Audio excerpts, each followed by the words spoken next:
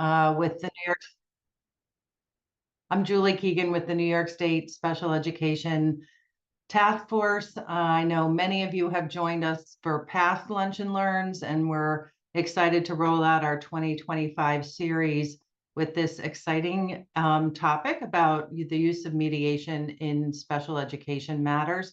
I know I'm really excited to learn more about the use of mediation. I do know, though, that it is a very effective way to resolve problems, and certainly one that can definitely speed things up or smooth troubled waters. So I'm looking forward to learning more about that. For those of you who are not familiar with the New York State Special Education Task Force, we're just a coalition of stakeholders who are interested in special education matters, and also with the goal of increasing opportunities and improving outcomes for students with disabilities.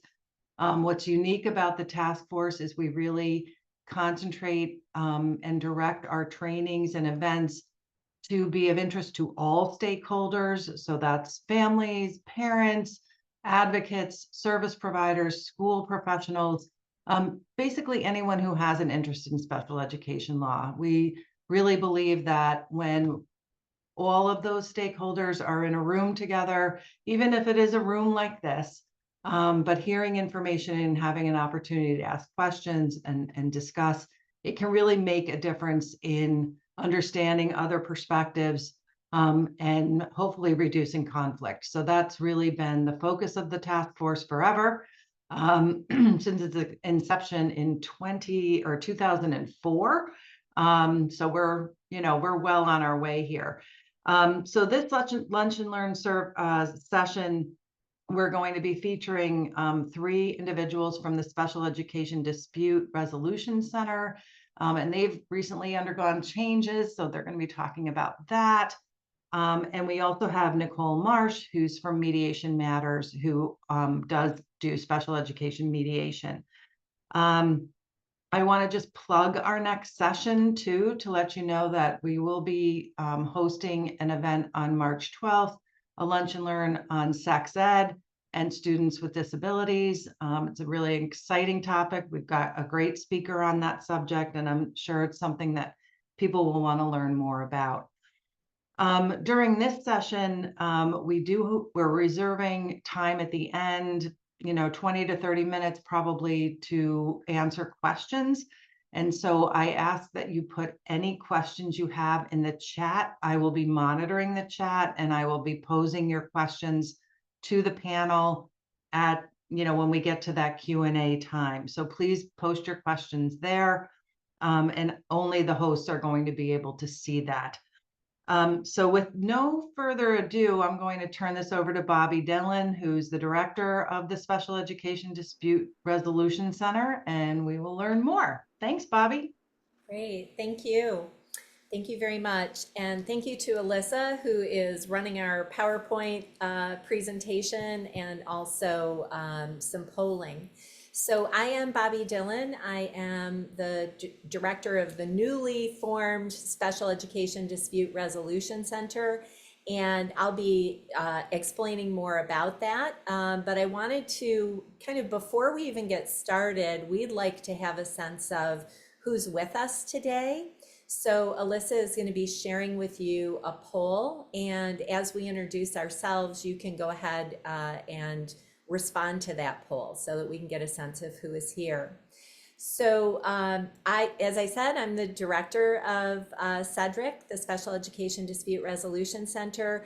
I have a background in mediation, but I also have a personal background. I grew up with a brother who had learning disabilities and a physical disability, as well as a cousin with developmental disabilities. And for a number of years, I worked for the ARC of Ontario.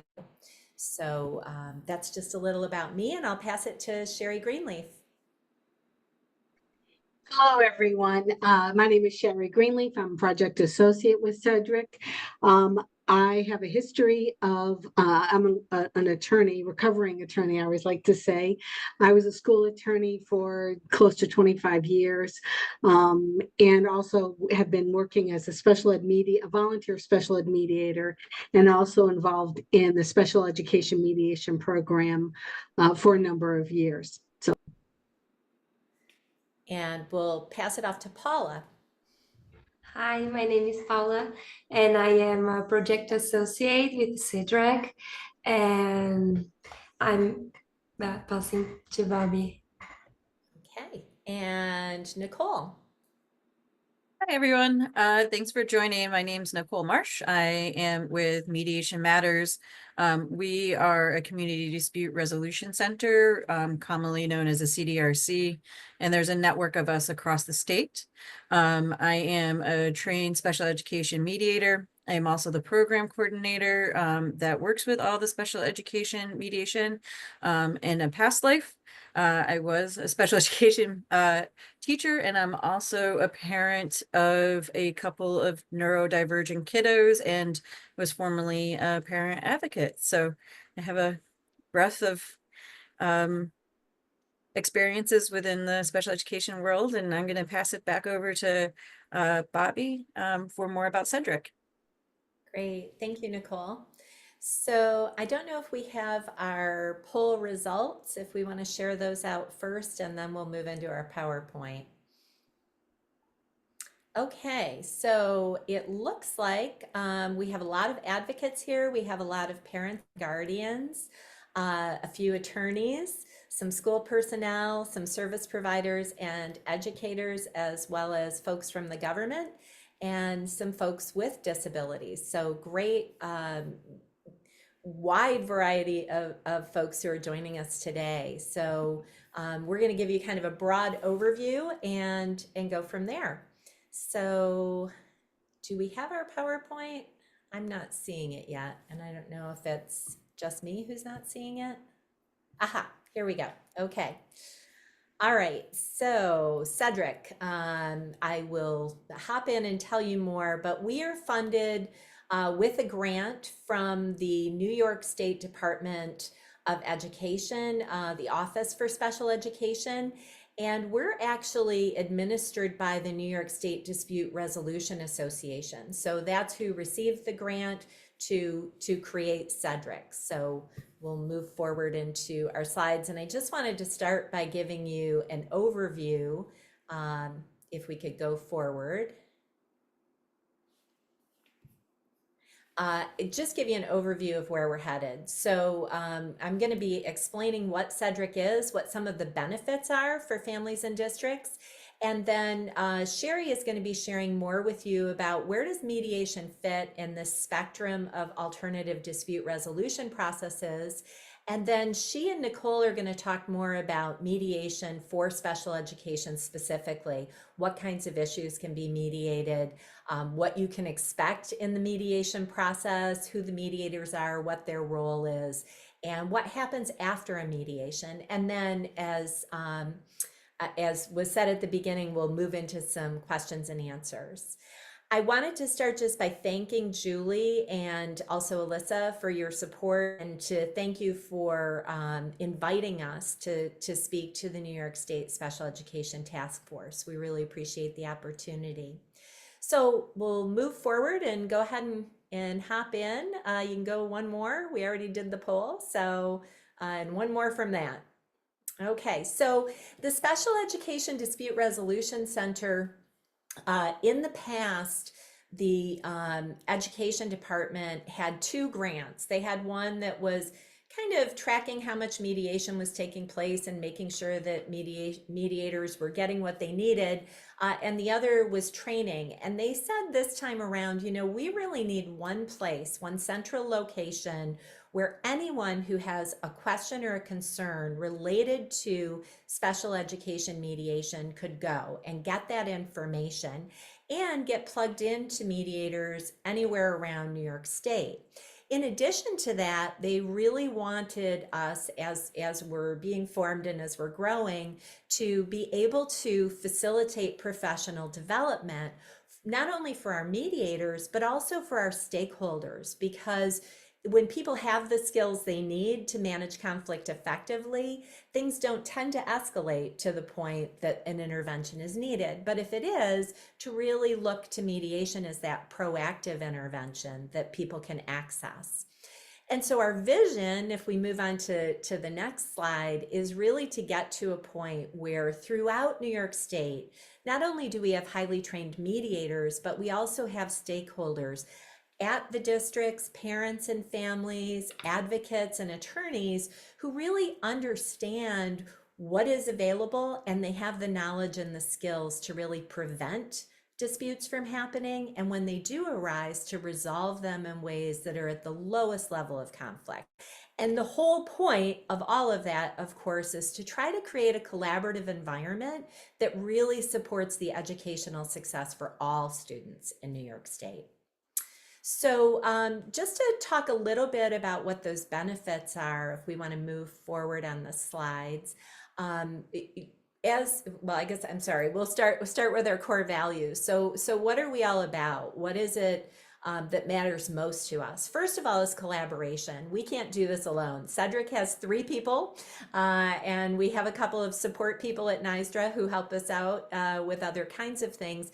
But we really want to foster and create a collaborative environment between families, schools, and community dispute resolution centers. So we have those connections, we have those relationships with the community dispute resolution centers, and now what we're doing is expanding to reach out to all of you to partner with us. We also want to make sure that people have access to the dispute resolution services that they need.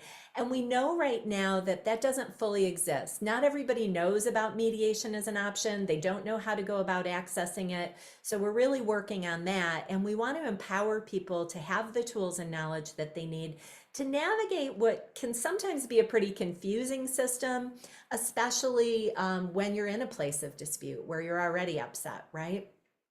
And of course, excellence is very important to us. We do a lot of training with our mediators, and throughout our practice, we want to make sure that folks are getting good quality service, but also being innovative. So we have a relationship with NYSED, with the New York State Education Department. And when we're talking with our partners and we're finding out what's happening on the ground, we can look to create new solutions and find ways to overcome barriers. So we're always looking forward to innovating with our partners. So to move on to the next slide, thinking about what are the benefits of Cedric for families, one of the great benefits is you don't have to try to figure out where do you go. You can call one number, send one email, get somebody on the other end who's neutral and knowledgeable, who can help you to figure out, can I mediate? If I can, where is the mediator? How do I connect with them? Or is mediation not possible, but what are my other options? And help you to figure out where you can go to get that information. The service is free. You can call us anytime. Also, the mediation services are free, so there's no expense to families. It's also much faster than the impartial hearing process, which can take a year or longer, which means that in the meantime, the student isn't getting the services that both parties, the districts and the parents, are hoping to resolve so that they can keep things moving forward for that student. We have a lot of resources that we're happy to share. We are offering events, so helping you to learn more and connect with others, but also letting you know about other events that are happening around the state. And as I said before, we can be a liaison to NYSED. So if you're seeing barriers that exist, we can communicate with them about that to try to affect change. But also we can be a liaison with the schools. So if you're feeling like, I'm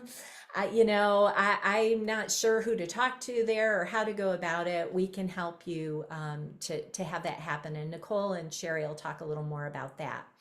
And then quality mediation services, and they're going to talk to you more about who our mediators are and the training that they have. But ultimately, the goal, we feel, is to really improve these relationships. For most families, your child is going to be going through a school district many years to come. And so if you have really good relationships with the staff and with the people who are providing those services, and you have conflict management skills yourself, you're going to feel much more empowered to get what you need and to keep the conflict at a low level.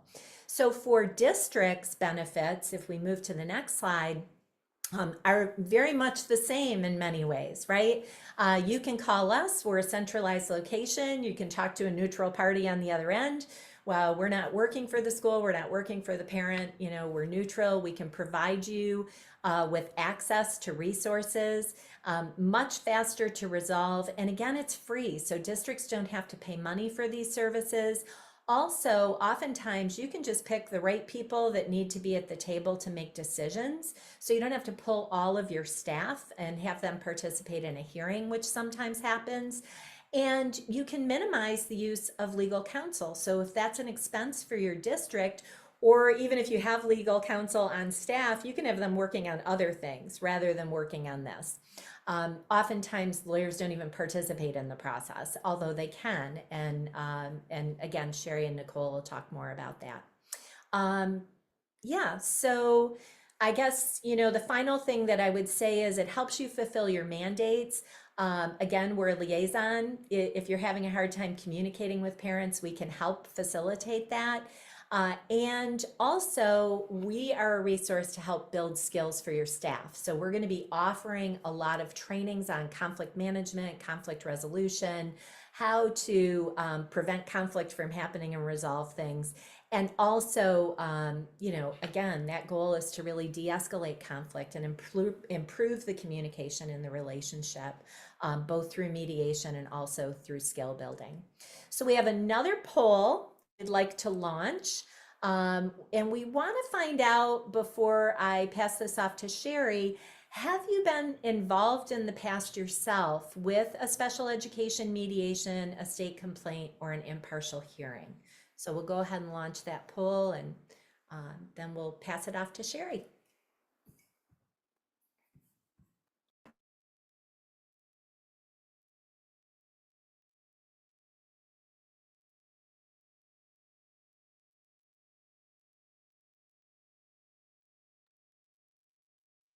So Bobby, I don't know if you were planning on revealing the big reveal on this poll results.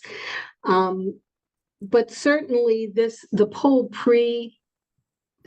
prefaces the basic forms of dispute resolution that are available. And maybe we can go forward on the slides and just look as a summary matter of those options. Thanks, Alyssa. So again, the three basic means of dispute resolution for special education are state complaints, due process complaints, which are also known as impartial hearings, depending on where you are in the state, and mediation. So again, our poll question, and I don't know if we've got results yet from that, are among these three options, what's the level of participation? Okay, so looking at that, it looks like almost half of the folks have been involved in mediation, 43%, a little bit less in state complaints or impartial hearing, which means that there's also about half of the folks who've never encountered these forms of dispute resolution. So if we can go to the next slide, we can drill down a little bit about what are these three types of dispute resolution. State complaint is a process where a written complaint is filed by an individual or organization alleging violation of a law or regulation. It's filed with the New York State Education Department Office of Special Education, and that agency, after 60 days, will issue a written decision about their findings. Again, another option is the due process or impartial hearing process. We could have a full, more than an hour talking just about an impartial hearing and what that's about. But To give a very brief synopsis, there's a 30-day, what they call resolution period, where the parties can try to work it out on their own. And then it goes to the hearing level, which is a very formalized process before an impartial hearing officer. That person conducts what's essentially a trial and then issues a decision with a finding of fact about the complaint, which can be either law, regulation, or a violation of FAPE, which is free and appropriate public education. Mediation, by contrast, is a very different process because it involves the parties sitting down together with a neutral, trained person, the mediator, to discuss possible solutions to the differences that lie between them.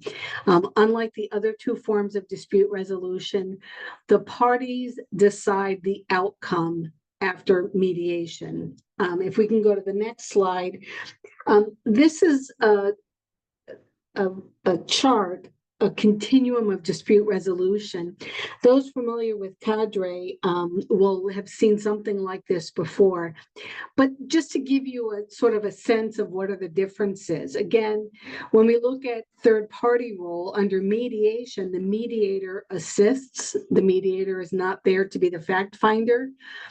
Under a state complaint, the state investigator is the person who intervenes, and the state will decide the outcome. In a resolution session, there's no third party. The school district and the parent, if they choose to sit down for a resolution session, will meet unassisted. And again, if it goes to an impartial hearing, the impartial hearing officer is the one who intervenes and makes the decision. So again, when we look at who the decision maker is, in mediation is the only process where the parent and the school really decide their fate. That's the only dispute resolution process where they control the outcome. When we look at the scope, again, mediation can talk about anything. Often what I find as a mediator is communication is often a big stumbling block. And part of what mediation hopes to do is find ways to facilitate better communication between the school and the parent. And that outcome is something that is not the focus of a state complaint or an impartial hearing in a very real way. The other thing, and Bobby already mentioned this, is the time frame. Mediation can happen pretty quickly. Once the request is made, there's an intake process, which Nicole will describe. And then it's really up to when the parties are available to meet to mediate this. And again, that's within their control. It's very different than the state complaint, which is supposed to be resolved in 60 days. And again, the impartial hearing, while it can be as short a period of 75 days after the resolution session, it can take much longer. If we go to the next slide, we can start to drill down. Again, the next slide. When I talk about mediation, what am I talking about? Mediation is voluntary, meaning the parties have to agree to participate. If either the school or the parent says they do not want to participate, then the mediation will not take place. Certainly, we can try to encourage the parties as to why they would want to be involved, but it's a voluntary process. It's also confidential in a number of ways. First of all, by law, community mediators have to keep anything they hear confidential. They can't be called as a witness, for instance, if they do, let's say, a small claims mediation. But there's another layer of confidentiality when we talk about special education mediation, because by law, nothing that is shared in mediation can be used later in an impartial hearing or any other type of lawsuit. And the reason for that is we really want people to be able to brainstorm ideas, to be saying, well, what if we did this? And know that what if conversation will not be held against them at some later point. And finally, mediation is self-determinative. self-determination, which is a fancy way of saying that the parties get to decide what's going to happen. The mediator is not there to decide what the outcome should be. They're not going to direct who's right or who's wrong or anything like that. In fact, the mediator is not is constrained in that they can't give any legal advice or give legal opinion. If we go to the next slide, we can talk a little bit more about what it is. Again, you've heard free, voluntary, confidential, but a really important piece is a way to destroy, that mediation is a way to restore damaged relationships. Often when people are at a high level of conflict, there's a need to repair that relationship, and mediation provides a mechanism where that can take place. Often I view it as the start of the repaired relationship. It's a way to move forward in a way that doesn't take place when someone else directs the outcome. Things that mediation is not. It's not the resolution session. People often mistake if a parent and the school staff sit down in a resolution session to discuss what a possible outcome for pending due process complaint, what that might look like. They confuse that with mediation. Mediation is a very different process because, again, there's the neutral mediator who is there to assist the parties as they engage in the dialogue of how to solve the conflict that lies between them. Again, it's also not about who's right or who's wrong. It's not a process to decide how to punish people or to decide what the law is. It's not counseling. It really is just a process that enables people to talk to each other with a trained facilitator available. If we go to the next slide, we can get into some of the details about when can mediation take place. There's a really narrow list of things that can't be mediated once a child is either in the process of being identified or has been identified as a student with a disability. A major one is that decisions of a subcommittee on special education, that decision is essentially not a final decision of the full CSE. So if the decision that's in dispute is a decision by the subcommittee, it really needs to go back to the full CSE before the issue is really ripe for mediation, because the fully composed CSE may come up with a different decision, and we want to give the local decision makers that opportunity to meet as a full CSE. The remaining legal impediments are really about a commitment to having parents' right to choose, the right to consent to initial provisions of special ed, the right to revoke the delivery of special education, whether the youngster is enrolled in the public school district or in a non-public, meaning a private or parochial school. If we go to the next slide, there's a couple of checkpoints that we like to look at. The first one is, again, is the youngster identified as being a student who's been identified by the committee as either under consideration or has been determined to be a student with a disability? If that process is underway, yes, it can be mediated. If the youngster has not been identified and is not really under consideration for identified, for example, a youngster who has a 504 plan and there's no effort to identify the youngster through the CSE, then special education mediation is not the appropriate forum. That's not to say that mediation wouldn't be available, because the CDRCs, as we mentioned, these are our community dispute resolution centers. They're in every county in the state of New York, and they do all kinds of community mediation. So if there's a 504 plan and there's a dispute over that, it can go to mediation, just not special education mediation, not the specific program that we're talking about. Again, the next checkpoint is, has the CSE made a final decision? If yes, it can go to mediation. Again, if it's the subcommittee, then it needs to go back to the full CSE before it is really ripe for consideration for mediation. The next question is, what about if there's an impartial hearing? The fact that either a state complaint has been filed or an impartial hearing complaint has been filed does not make the matter ineligible. So a parent could file a due process complaint and still engage in mediation. The difference is that the parent and the school need to be in communication with state ed if it's a state complaint, or the impartial hearing officer if there's an impartial hearing pending. So it certainly is ripe, and we find that, you know, slightly less than half of the cases that go to mediation are cases where there is an impartial hearing pending.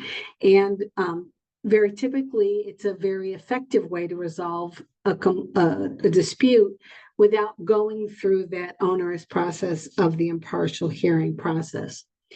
Next slide. And again, the question then is, why mediate? Why would we want to do this? Again, we've already talked about a lot of this. Bobby mentioned the confidentiality, the timeliness, the fact that it's free to both the school and the parent. I find one of the most important things that it improves the communication and repairs relationship. Again, my role as a former school attorney who had been involved in various forms of litigation can tell you that winning a case doesn't really solve any underlying animosity or relationship disrepair. What we really need to do is to go beyond the issues in legal dispute and figure out a way to have folks be able to work together more effectively. And as Bobby mentioned early on, the real goal of this is to improve educational outcomes, to improve opportunities for students with disabilities. And that's best done when the parent and the school are both rowing in the same direction, so to speak, and can really move forward together to help the youngster. So I think now it's time for the next poll. And I will turn this over to, I think this part now Nicole is really up for. So why don't we give you guys a chance to answer your poll question, and then Nicole can take over.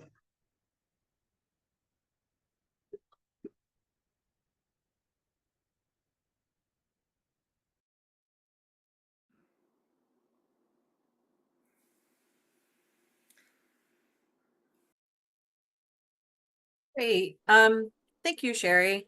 I'm wondering if that was enough time for everybody to quickly answer that poll. Thank you. So yeah, those I love that everybody, you know, has chosen some things, and mediation is definitely helpful, I feel, in all these areas: repairing relationships and trust, facilitating brainstorming session to generate options, and clarifying issues and sharing perspectives. I'm going to talk a little bit about the success stories of mediation, and a little bit about you know, what you can expect. Next slide, please. Next slide. Great. So you know, pre-mediation, we're going to talk a little bit about requesting mediation and how that is done. You know, and the intake process, whether it's with Cedric or with your county CDRC, and then a little bit about what scheduling mediation is going to look like. And then we'll talk a little bit about, you know, after mediation and during mediation. So the parties during mediation are going to engage in a facilitated dialogue that's facilitated by the special education mediator. If folks come to an agreement, we'll talk a little bit about what that agreement writing looks like. And then, you know, that follow-up piece from your local CDRC. Next slide, please. So yeah, requesting mediation. A mediation does need to be requested in a written format. So, NYSED does have a template form, and you can find those in various ways. You can go to the Cedric site. You can contact your local CDRC. NYSED on their website does have that as a resource listed in multiple languages. Your school district as well should have that resource for you. Requesting it from your CSE chair or your school psychologist or whomever that might be, or a director of people services. They should be able to provide you with that. Or you can simply draft a letter requesting mediation services. Once that written request has been done, several ways where you can get that ball moving, right? So you can submit your request to the Cedric. You can submit it directly to your local CDRC. In New York City, you can also submit it to the New York City DOE, also the impartial hearing office. You'll find that New York City is slightly different than the rest of the state. So there's going to be, some things carved out that are specific for New York City that aren't for the rest of the state. And just as a disclosure, I am not a New York City mediator. I cover 6 different counties. So, or you can actually submit that request to your district, and then your district will submit it to the proper channels. Next slide, please. So a little bit about the intake process. And again, I just want to be transparent. I'm going to speak on my intake process personally for Mediation Matters. It might differ slightly from CDRC to CDRC, or might differ slightly when Cedric is doing your intake conversation. So really the intake conversation is for a coordinator to explain the process, go through everything with you and allow you to ask any questions that you may have that might be helpful to have that information to be able to have an effective and quality process for yourself. The coordinator will also explore with you what you've been experiencing, what's brought you here, what are your hopes for mediation, and really how can that center and the special education mediation process and the mediator themselves help support everybody in this session. And so Sherry talked a little bit about that self-determination, and that really is a core value of mediation. So, you all are going to decide what you talk about, how you talk about it, and of course the outcome, but you're also going to mutually, it's agree about who's going to be in the room for mediation. And it's almost your first chance to collaborate, right? So identifying participants for the mediation process, families, guardians, the students, adults are typically, going to be their advocates. And from there, who else in that section needs to be there? Sometimes there are support people, sometimes there are advocates. And we'll discuss those things, who's important to be there. School side, it really can be anybody. Some folks send just the director of people services or the CSE chair. We've had superintendents attend as well. It's really, really important to really think about who the decision makers are in the process, and really specifically for the school district, because we want to honor folks taking the time and having this dialogue that can be really exhaustive and in a lot of work in many different ways, so that when you're at the end and you're coming to agreements and you're writing it down, and maybe it is something about reimbursement, and you get there and you're like, oh no, I can't make that decision, right? So we talk about what it looks like to have a decision maker in the room. So that can look several different ways. They can be directly there, or it can be, what, they may not be able to be in attendance, but are you able to step away, make that phone call so you can get that approval? So we can make sure that, when you're writing the agreement, which is ultimately going to impact the IEP, that it's solidified, that it's durable. So from that, the interesting part with the self-determination and when I mentioned collaboration is that each side needs to agree on who's going to be there. So I like to use an example of attorneys for this one. So if, the family says, I have my attorney, I would go say, great, we're going to put a pin in that.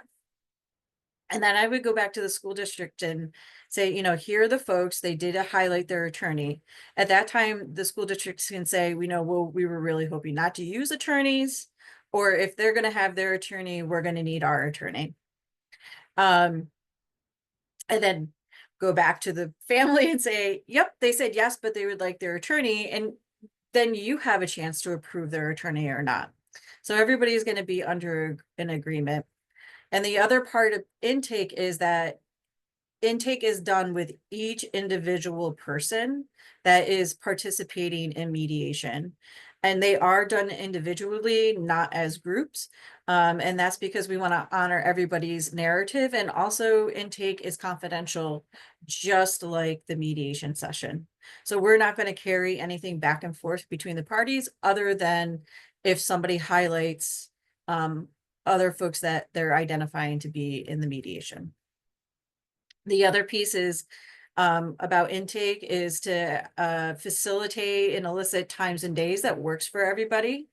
At our mediation center, we do try to honor the school district that they're professionals participating in this, and that typically, we try to do it within a school day. But if the school district's amendable and the family is amendable to do it after school hours, then we work on that as well. And then, with Mediation Matters, our locations, we offer virtual or in a neutral setting. So that could be at one of our offices or, in a local public setting. We try to take that away from being at the school district to keep it as neutral and power balanced as possible. And again, my intake process is slightly different than everybody else's. So, you may experience something different with your county CDRC or with Cedric. Next slide, please. Yeah, so Sherry and I are going to talk a little bit about the role of the mediator. And I just want to highlight, I guess a success story with mediation. So with that intake, I think you've kind of seen it's a pretty in-depth process, but even with an intake, we've had mediations where both the school district and the family were very clear on what they thought the dispute was about. This is what we're in conflict about. They headed into mediation, and as they were having that facilitated dialogue, there was a moment where the family said, oh, wait a second, we've been saying this for, this whole entire time, but we're actually talking about communication. And at that point, the mediator was able to facilitate a dialogue that came to a resolution where the school district was able to implement a different communication mechanism for that family, but then they were able to roll that out to their entire special education families. So it was, a real aha moment. And just that facilitated dialogue with the mediator being really, really curious and, really clarifying those issues and sharing perspectives, that they were able to shift and move through the mediation to realize, you know what, we can come up with this, right? We can come up with a solution. I'm going to pass it back over to Sherry to talk a little bit about the role of the mediator. Thanks, Nicole. And just for those who don't know, Mediation Matters is essentially located in the Capital District and points north going up to covering Saratoga County and also up near Glens Falls, New York, the further northern portion from the Capital District. So just to give you a sense of physically where Nicole is. And I will self-disclose that Mediation Matters is the center that I serve as a volunteer mediator through. So when we look at what is the mediator, again, the mediator is neutral, unbiased, not a member of, or not employed by the school district, nor are the mediators employed by the New York State Education Department. And the mediators are very well trained. To be a special education mediator, the individual first has to have been trained and served as what we call a community mediator. And that process involves usually 3 to 5 days of training on becoming a community mediator, developing skills as a mediator.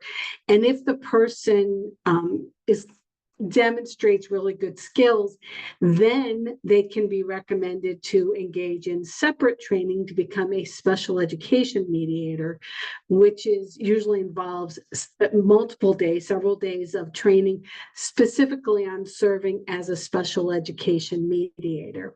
So rest assured that the person in the room is well versed as a mediator and has been trained to serve as a special education mediator.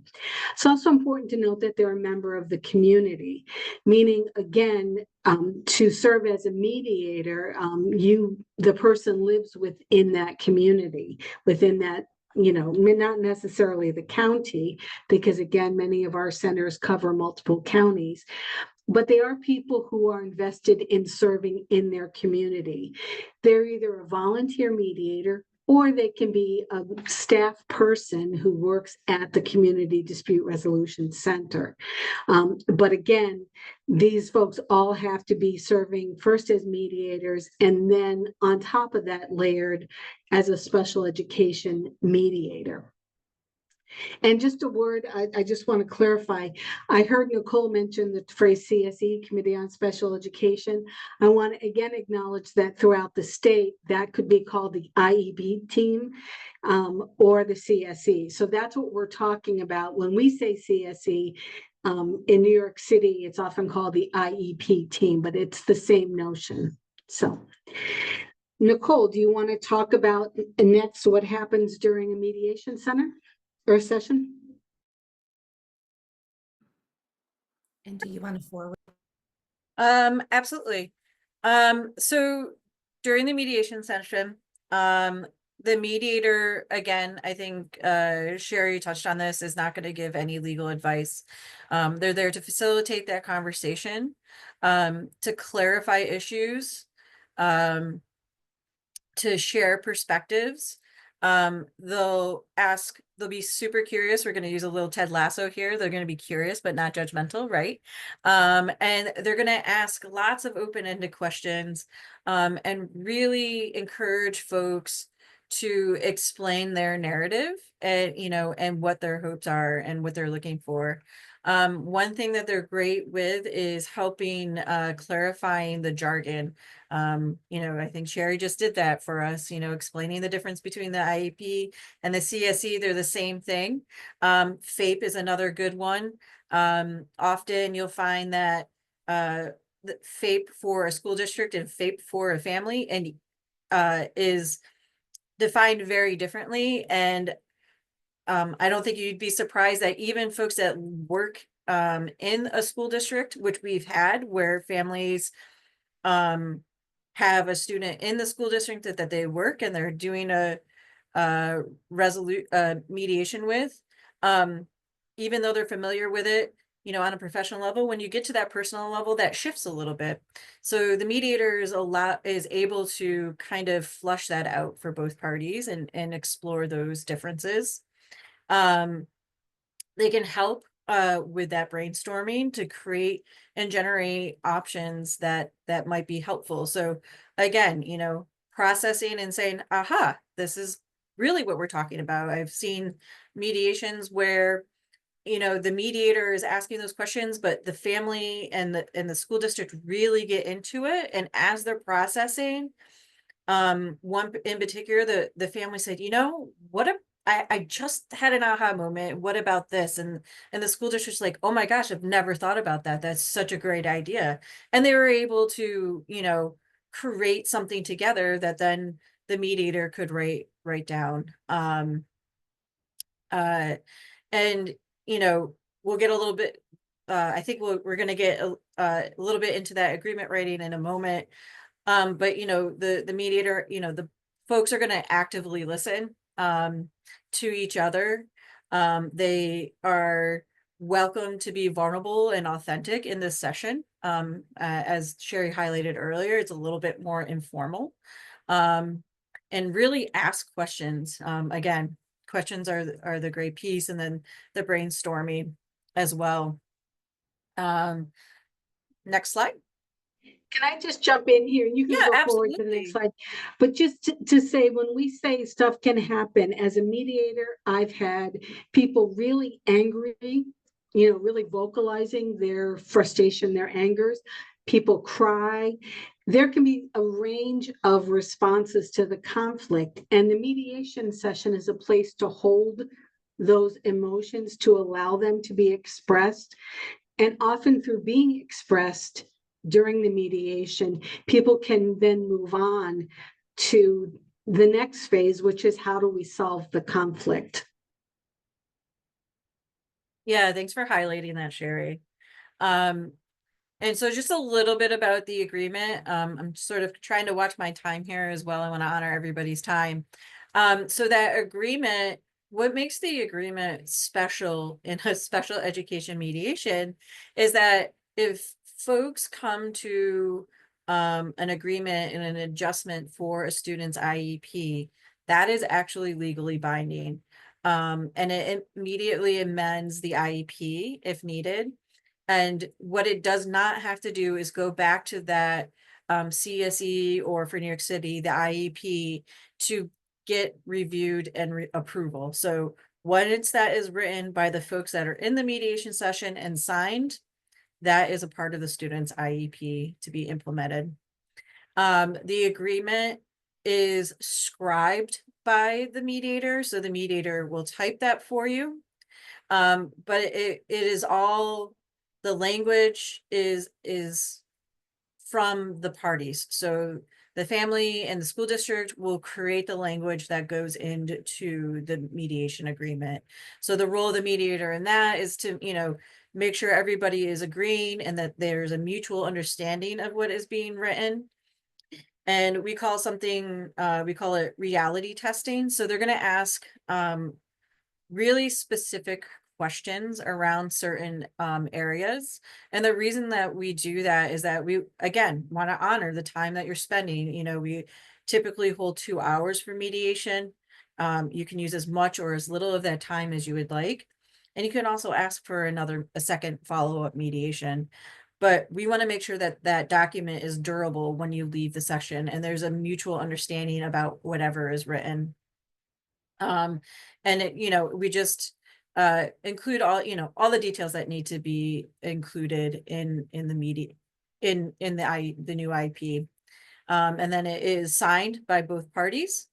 And then each party gets a copy, and then we actually deliver it to Cedric, and they do what is next. Next slide, please. And I'll let Sherry just really quickly let CDRCs will follow up within a time period chosen by the parties, but I'll let Sherry know, what happens with that document once it is signed and delivered to Cedric. So obviously, because these any written agreement often contains confidential information, and we all know how important that is, the utmost care is taken to keep confidentiality. As Bobby mentioned early on, Cedric is working based upon a contract from the New York State Education Department, who funds this. As the funder, they have a right to understand basic information. What mediations have taken place? Was there an agreement? Just because there is a request for mediation doesn't mean a mediation session will happen. Maybe the parties both sides don't agree to mediate. What I often find happen is the request for mediation kind of highlights the dispute. Having worked as in-house counsel for a number of years, I call it moving it up the food chain. Maybe a dispute that the director of pupil personnel services knew about, maybe the superintendent of schools didn't know about, and when it lands on that person's desk because there's a request for mediation, discussions happen and solutions are found, even in the absence of going to mediation. So sometimes the request itself will generate a conversation between the family and the school that results in the parent saying, you know what, I don't need the mediation after all. I mentioned the parent because the vast majority of requests for mediations thus far have come from parents as opposed to from schools. In terms of the agreement, though, the Community Dispute Resolution Center is not the enforcer of the agreement. Again, this is a binding agreement. If there are changes that are necessary to the youngster's IEP, that will take place. The CSE may need to be convened to make those changes. Again, the CSE is not there to say, oh, we don't like the mediated agreement, we're not going to do it. That's not how it happens. If the agreement says changes will be made to the IEP, a CSE meeting may need to be convened to have that happen, but it's not to approve it, but rather to implement it. If there are further disputes further down the line, certainly there's always opportunities for additional mediation sessions. Or the parties can, look at that agreement and say, someone's not, complying with it. The vast majority of time, again, what we find is people who've met and agreed upon an outcome, they follow up on that. Whatever the conflict was has been resolved, and people are now looking together in the same direction. And as Nicole mentioned, part of what the mediator is there is to make sure that it's very clear what's going to happen, who's going to do it, when is it going to happen, how is it going to happen. Those are the kinds of questions a mediator will ask, so that when the parties leave the session, there's real clear understanding about what's going to happen. I'm going to turn it over to Bobby, and certainly I assume folk will have questions about some of what we've talked about, but let me turn it over to Bobby now. Great. Thank you, Sherry and Nicole. Really, really informative. So we wanted to thank again the New York State Special Education Task Force for giving us this opportunity to introduce our services, to let you know more about mediation. And we are very open to questions. On the next slide, we have our contact information.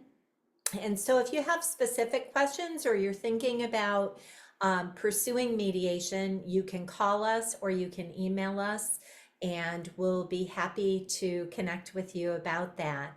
And so I think at this point, we'll open it up for questions, and whoever the person is who has the answer will hop in. Thank you. Thank you so much. That was really, really helpful. And I know I learned a ton, and we do have some questions. So I did put this in the chat to everyone, but if you do have questions, you can forward them to me, and I'll be reading some of these and managing that as well. So the first group of questions is about mediators themselves. Do mediators have a special education background? What kind of training do they have? I know you touched on that. But. Yeah, that's a great question. Sherry, do you mind if I take it? Yeah, so Sherry touched on it a little bit. To be even just a community mediator, it's 30 hours of training and then an apprenticeship. So to become a special education mediator, it is the same, it just in special education. So they go through a specific training to be certified as a special education mediator. They're learning IDEA, they're learning, mediation skills within special education. And then they go through an apprenticeship to become a special education mediator. I do want to note that whether or not we have professional certifications or backgrounds in special education or law, we're not going to, we actually are going to take those hats off in a special education mediation. So we're not there to provide any legal advice or any professional advice that is separate from mediation.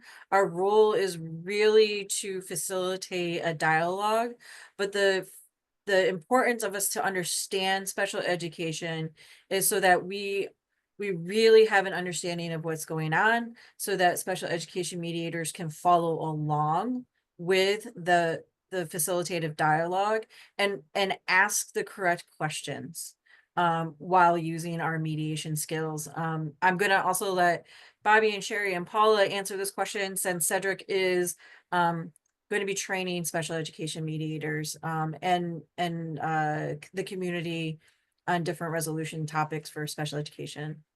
Great. That was a really good answer, Nicole. When you're a mediator, you're wearing your mediator hat, which means that you have to stay in the position of being the neutral and really focusing on what do the parties want and what do they need. The special education mediation training gives those mediators background in special education law and understanding of the terminology and understanding of what is and is allowed to be mediated, all the things that Sherry and Nicole have been telling you.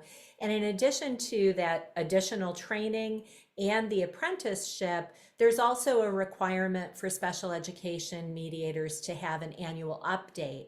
So each year they go through an additional training. So for as long as they're going to continue to be mediators, they're required to have updates on any changes in the law.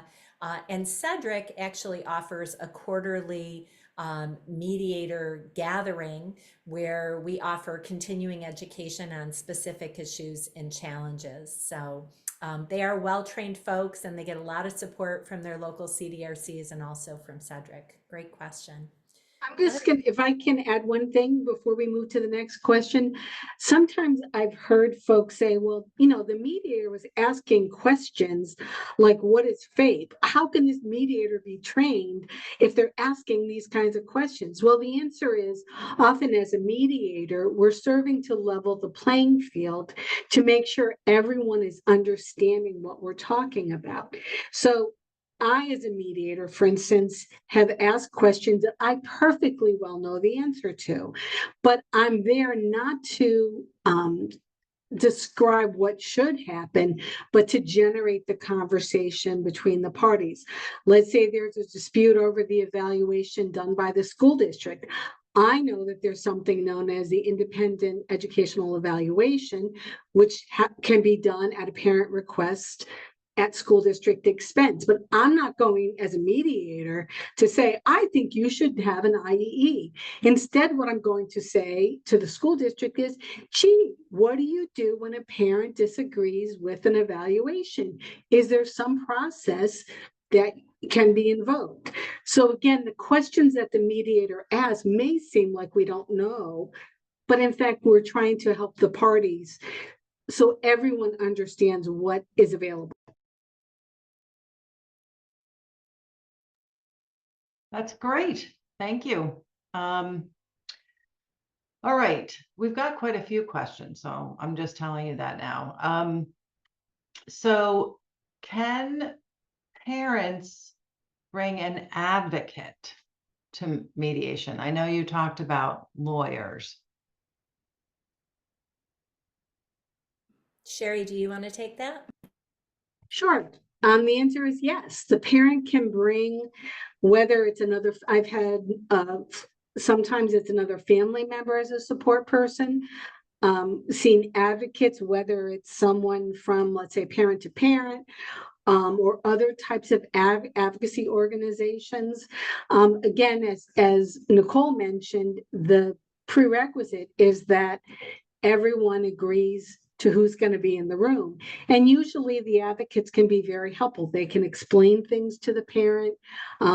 and it's not uncommon to have advocate. Nicole, I don't know if you want to add anything. No, yeah, anybody can be identified as somebody to be a support person or advocate. Again, like Sherry said, they could be very helpful to the mediation. And there are other techniques within mediation, something called a caucus, which is a conversation with that's confidential with the mediator, to help process something if necessary. But it's also, because this is a process that is designed by the parties, if an advocate is present and the family and the advocate or the school district team feel like they need to have a private conversation, we can do that. We can facilitate that for them. So that way they're making, the best decisions for themselves. Great. Can mediation address IEP implementation problems? For example, services on the IEP are not being provided. Sherry, you want to hop in or? Sure. Absolutely. So again, when we talked about what the possible topics of conversation, it could be anything from what's contained in the IEP or how it's being implemented. And again, some of this goes to communication. If it's a matter of the parent doesn't like how the IEP is being administered, there can be a conversation. What would it look like to have it be done differently? If it's a question of staffing, if it's a question, whatever it is, it certainly can be not so much the content of the IEP, but how it's being implemented or administered. And that's all ripe for conversation in mediation. Awesome, thank you. Would you suggest mediation for approval of a non-public school placement decision? And it's not clear from the question of whether the issue is a unilateral placement by the parent where they may be seeking tuition reimbursement, or something we might see more often in New York City where the parents wanting a non-public school placement and the district's reluctant to that. Is that something mediation can address? Yeah, I see Bobby's turned off, so I'll dive in. First of all, Cedric is aware of some of the current conflict in New York City with the non-public school placements. In general, yeah, again, anything that causes a disagreement or conflict between the parent and the school is ripe for conversation. If there's a situation where there's something about what opportunities are offered through settings outside of the public school district, that's certainly something that can be discussed. If it's a question of tuition reimbursement, that can be discussed. Attorney's fees are now something that can be discussed in mediation. It used to be that was legally exempt. The law was changed in New York State, and even attorney's fees can be discussed in mediation. Again, part of this requires that both the parent and the school agree to mediate. So, that's the only fly in the ointment, so to speak, is that if these issues can be discussed, they certainly are ripe for it. And I know Nicole can talk about, then part of what has to happen in the intake is who are the people who need to be in the room. If there are service providers from the non-public school, they may need to be in the room, even though the school district is not the service provider, so to speak. Okay, thank you. What role do students play in mediation?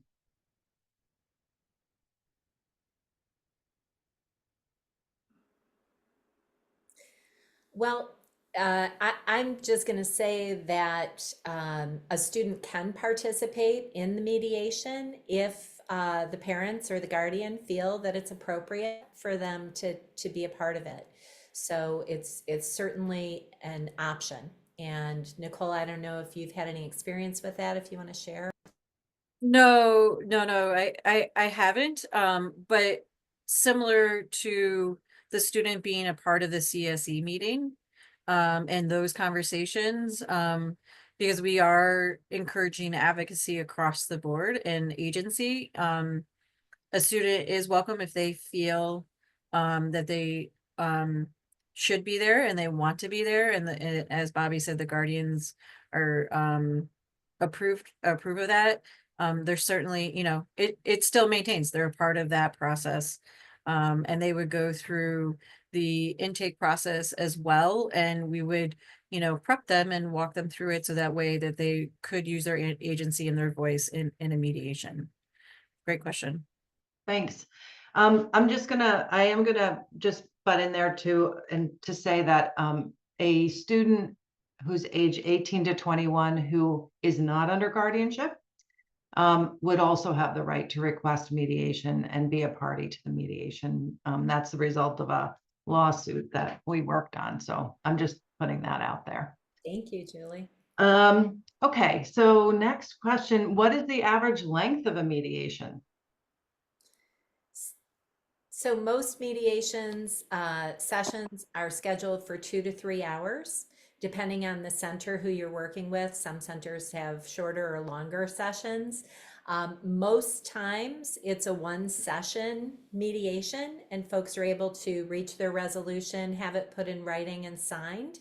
However, all parties always have the opportunity to request a follow-up session.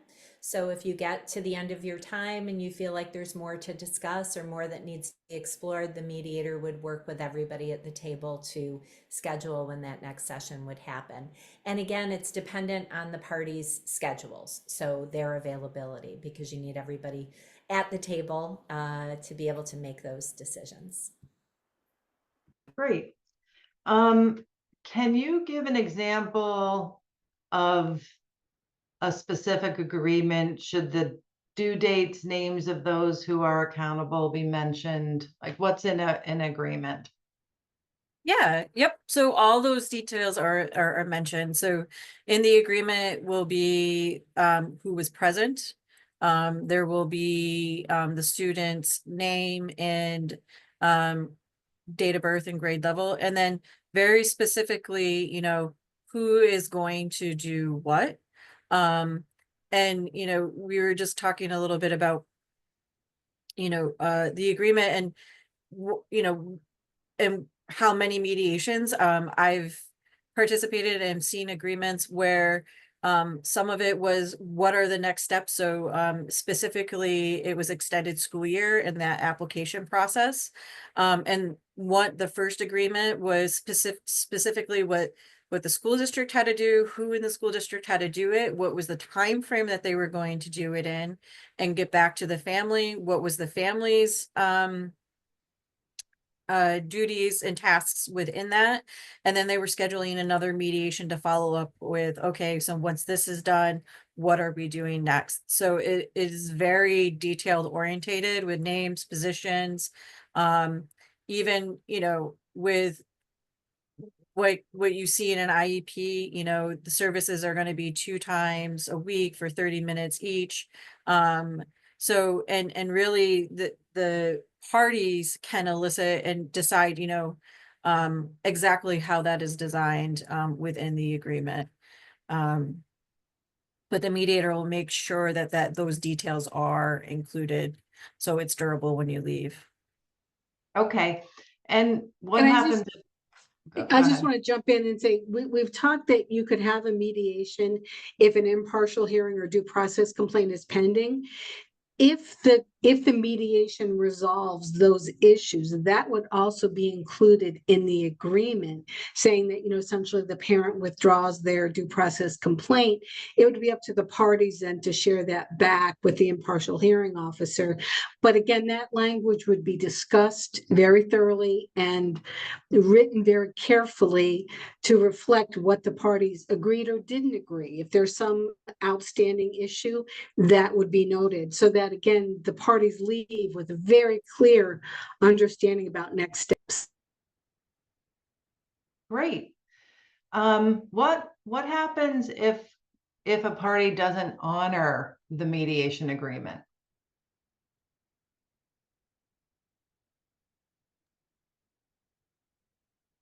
Yep, I feel like I keep answering these questions, so I apologize if I'm jumping in too quickly from my panel members. Again, it's not up to the CDRC or Cedric to enforce this. I will say, because I worked over 5 years ago, I worked on the special education mediation program through the New York State Education Department, or through the New York State Dispute Resolution Association. So I had 2.5 years of experience administering the program as it was envisioned then. And really, we don't see a lot of times where the parties come back and say the school district didn't do what they said they were going to do. More often it might be, gee, I thought it would look different, or I thought it would have a different outcome. And so then what we often say is, well, if you've got a conflict now about what you agreed on, you can sit down again and talk about that conflict and understanding. For me, this goes to a well-written agreement where everybody understands what's going to happen is really the best way to prevent disputes in the future. But, again, it may not look like what you thought it looked like, and that's fine. That is just a form of conflict where mediation can occur again. Okay, are mediations primarily conducted by Zoom or in person? Is one preferable over the other? Do mediators ever caucus with the different sides?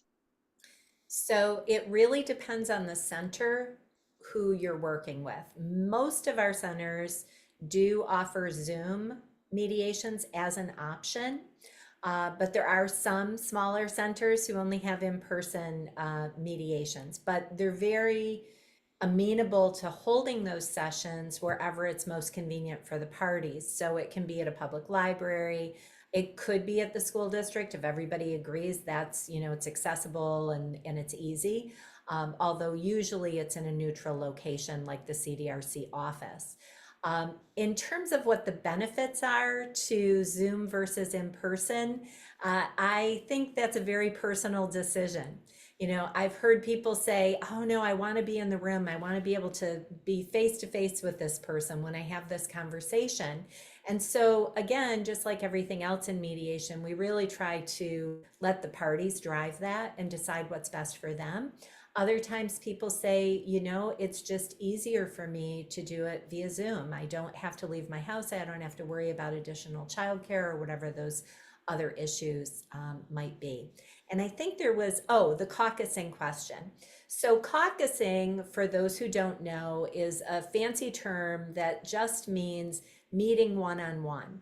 So most of mediation takes place in a room with all of the parties discussing things directly with one another. But mediation also offers the opportunity that if you would like to have a conversation one-on-one, you can do that as well. However, it's important for the parties to remember the mediator is a neutral. And so if you are telling the mediator all the awful things that are happening, sometimes that can help you sort of sort out what you want to do about it and gain some clarity. And so that can be useful. But the mediator is not then going to carry it to the other party for you. They're going to encourage that everyone get back together and have a conversation together. But that's always an opportunity. And sometimes you just want to talk to your advocate one-on-one without the other party present, or you want to discuss something with the attorney without the other party present. You can take a break, or you could have a caucus situation where the mediator is also present. And again, the mediator's role would be to ask questions, to reflect what they're hearing, to help you to decide what it is that you want to do. And Sherry or Nicole, feel free to hop in if you have a different take on that from how I described it. Yeah, again, I would say as a mediator, if I'm going to engage in caucus, those meetings, if I meet with the school district, let's say the parent says, I really want to have time to talk to mediator without the school district folk, that's fine. But I'm going to meet with the family, but I'm also going to separately caucus with just the school district folk as well. You would never just have a caucus with one side, for lack of a better word. You would engage with both sides individually. The other thing, as Bobby mentioned, is whatever said in caucus, it's Vegas, it's not going to be shared out. But sometimes somebody might say, hey, as the mediator, I'd like you, when we get back together, to present this notion. And that's fine. As a mediator, again, I'm there to serve the parties, and I can use that caucus to report out if the parties want that. All right, I'm being mindful of our time, but we do have quite a few more questions, so I'm gonna, just prioritize. If a family, English isn't their first language, can you accommodate them in mediation, and how? It's the requirement of the district to provide an interpreter. And so it is absolutely possible to do that, to have an interpreter present. Great. That same person also asked if the mediation request form is available in multiple languages. I did a quick check. It's available in many languages. So great to see that. There are at least 8 people who have asked, how do I become a mediator? So we have to answer because it's a popular question.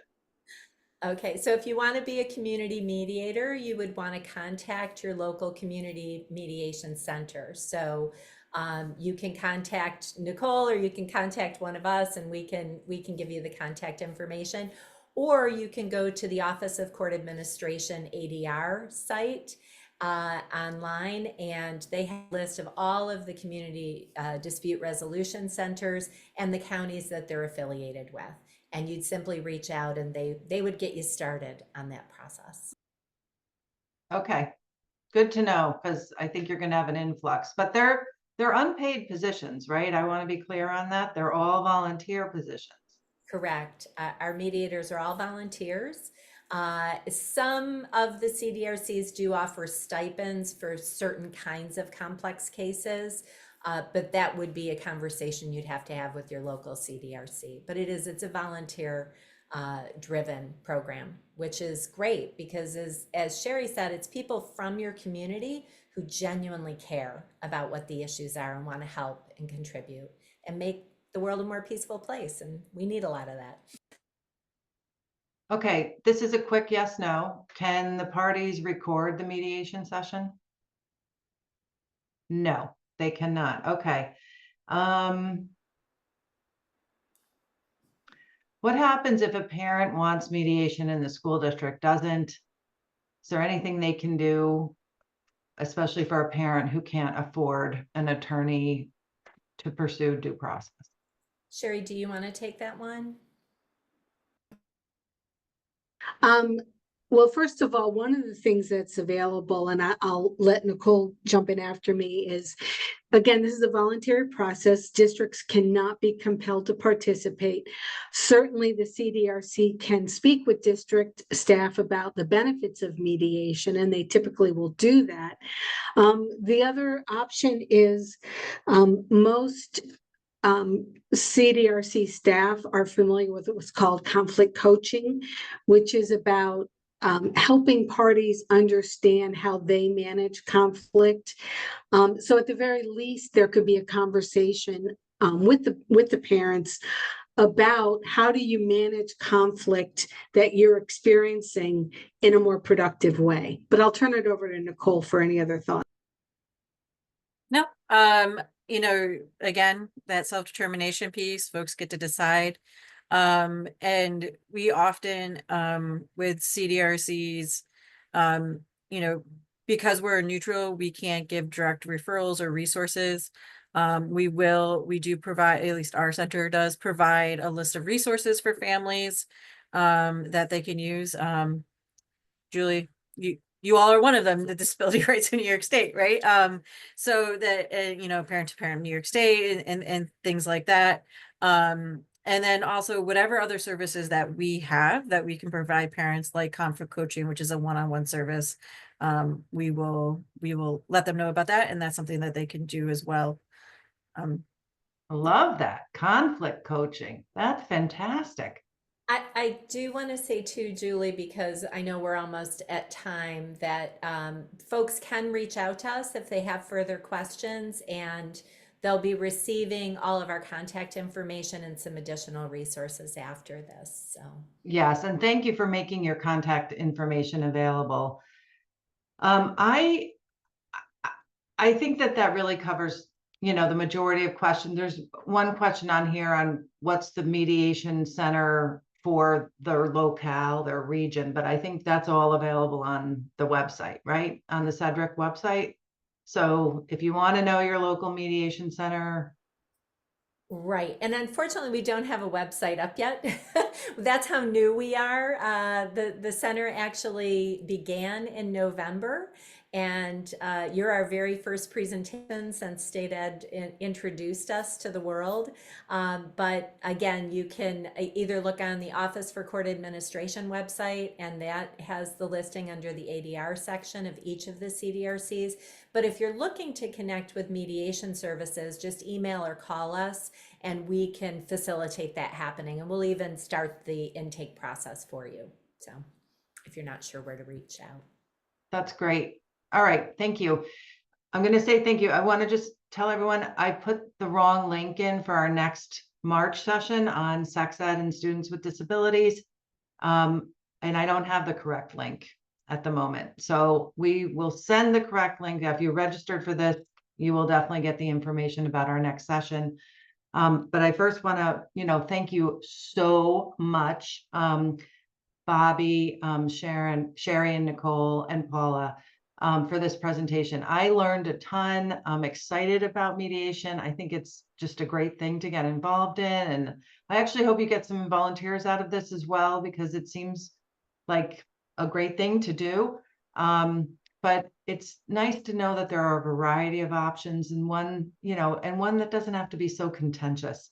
Because it's just, there's a lot of conflict enough in the world, and having a way to move forward. I shared this before, but I'll say it again. Someone said that special ed relationship between parents and school districts is like marriage with no hope of divorce. And it really is. So you have to kind of figure out how to work together. And we're so glad you're available to help people do that. So thank you again so much, everybody. We will be sending out the materials, including this presentation, resources, and information about next month's task force event.